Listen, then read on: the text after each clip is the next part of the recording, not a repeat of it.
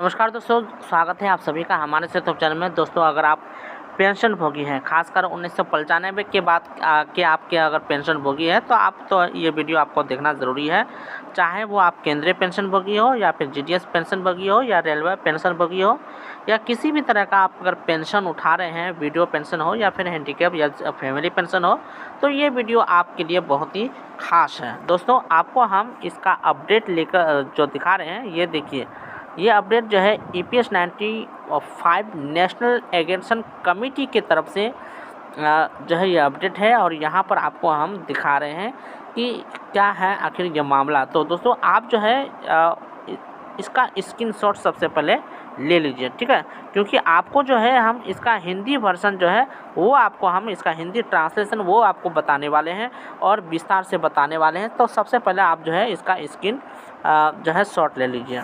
दोस्तों, अब जो है इसका हिंदी ट्रांसलेशन वो आपको हम दिखा रहे हैं। तो दोस्तों, पेंशन भोगी की वृद्धा व्यवस्था यानी कि विडो पेंशन या फिर ओल्ड पेंशन समझ कह सकते हैं, तो संबंधी कठिनाई, मृत्यु या अस्थायी या विकलांग पेंशन को ध्यान में रखते हुए 16/11/1995 को कर्मचारी पेंशन योजना की परिकल्पना की थी। शुरू से विस्तार से बात करें कि आखिर कैसे कैसे पेंशन भोगी के साथ क्या क्या हुआ, पूरा विस्तार से हम जा रहे हैं। तो दोस्तों, 7 जनवरी 1996 को EPFO को देश भर के सभी प्रमुख राष्ट्रीय समाचार पत्रों में प्रकाशित किया गया कि यह पेंशन योजना सरकारी पेंशन से 10% अधिक लाभ देगी।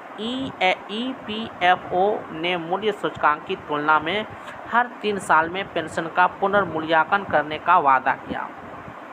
उसके बाद देखिए, 1971 में कर्मचारी परिवार पेंशन योजना की परिसंपत्तियों को EPS 95 योजना में मिला दिया गया था। इस योजना के अनुसार कर्मचारी को 417/541/1250 रुपये प्रति माह मिलते थे, जिसका आज के हिसाब से मूल्यांकन लगभग 15 से 20 लाख रुपये है।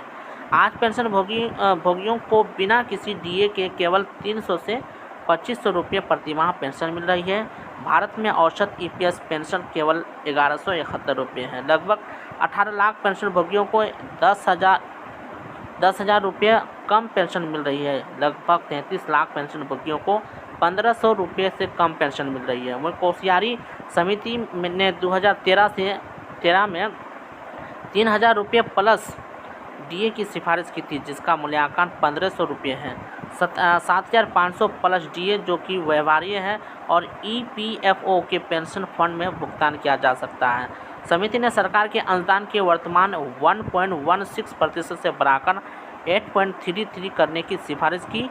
समिति की किसी भी सिफारिश को सरकार ने लागू नहीं किया। EPFO ने उच्चतर वेतन में संबंधों में माननीय सर्वोच्च न्यायालय के दिनांक 4/10/2016 के आदेश को लागू नहीं किया। वास्तविक वेतन पर पेंशन 1/9/2014 को EPFO ने पेंशन फॉर्मूला बदल दिया, जिसमें पिछले 12 महीने के औसत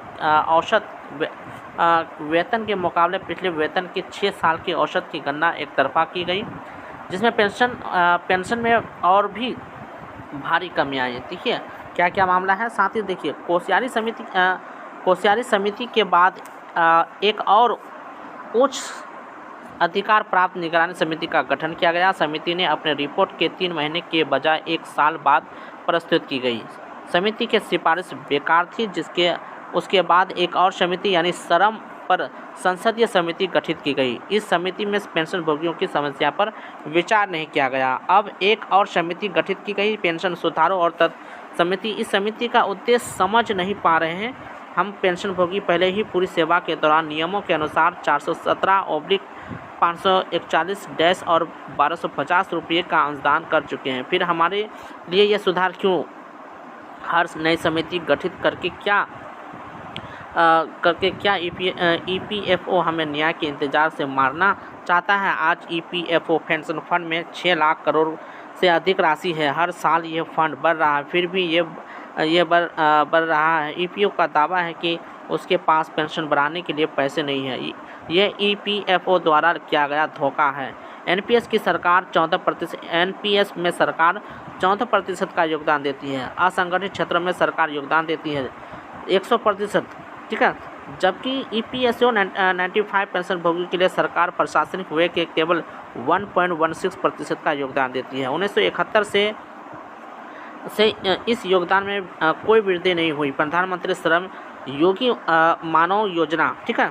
वहीं दोस्तों PMSY में वृद्धि ग्राहक 30 वर्षों तक 100 रुपये का भुगतान करता है, जो कि 3000 रुपये मासिक पेंशन मिलती है। जबकि ईपीएस पेंशन भोगी 1000 रुपये से अधिक का योगदान करने के बाद भी पेंशन प्राप्त नहीं कर पाता है।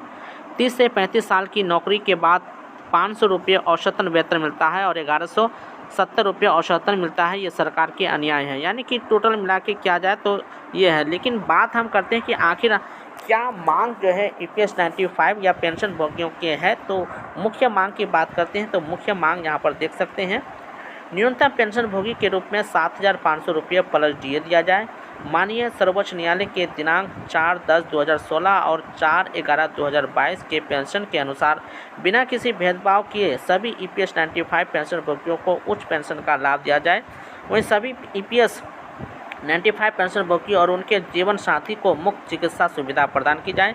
वहीं रिटायरमेंट ईपीएस और सदस्यों को 5000 रुपये प्रति माह दिया जाए। ये जो है ईपीएस 95 का जो है मुख्य मांग है, जो कि सरकार से गुजारिश कर रहा है और लेकिन अभी तक सरकार इस पर कोई ध्यान या एक्शन नहीं लिया गया है। इसमें आपकी क्या प्रतिक्रिया है, आप कमेंट बॉक्स में ज़रूर बताएं। हाँ, शेयर ज़रूर कीजिए ताकि दूसरे ईपीएस 95 वाले को इसकी जानकारी प्राप्त हो जाए और चैनल को सब्सक्राइब भी ज़रूर कर लीजिए।